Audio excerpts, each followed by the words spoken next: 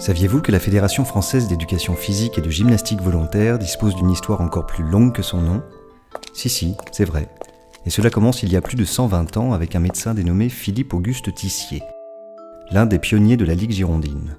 Sa devise, simple, bon et beau grâce à l'éducation physique. C'est l'époque des Lundis, les jeux scolaires et physiques exercés en plein air et mis au service de la nation. En 1898, notre cher docteur part en voyage en Suède, pour s'inspirer des pratiques sportives développées en Scandinavie. De retour en France, il propose une gymnastique pédagogique et médicale pour tous. Pour moi aussi ? Mais oui, pour tous. Et même pour les femmes, ce qui à l'époque était très novateur. En 1910, la Ligue girondine change de nom.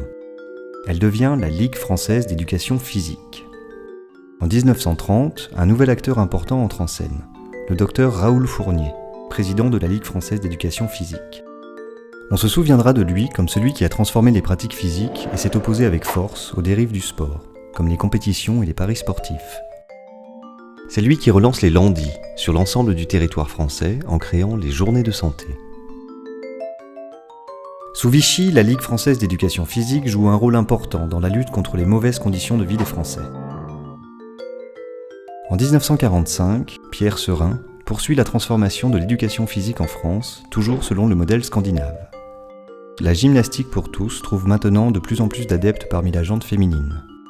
Le nombre de femmes licenciées augmente chaque année. Résultat des courses, les sections de gymnastique volontaire poussent comme des champignons. Un tel succès nécessite la création d'une fédération.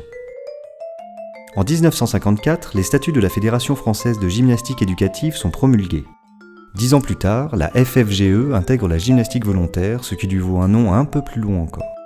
Après 8 années d'exercice, une directive ministérielle ordonne la fusion de la FFGE-GV avec la Fédération française d'éducation physique.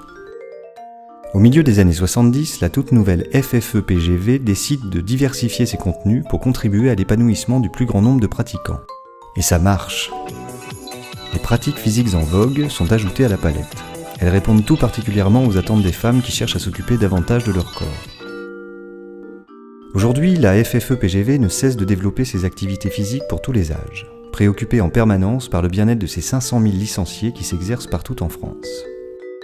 En salle ou en extérieur, en entreprise ou milieu scolaire, en petit comité ou en groupe, grand classique ou dernier cri, les activités proposées répondent aux évolutions sociétales et s'adressent à tous.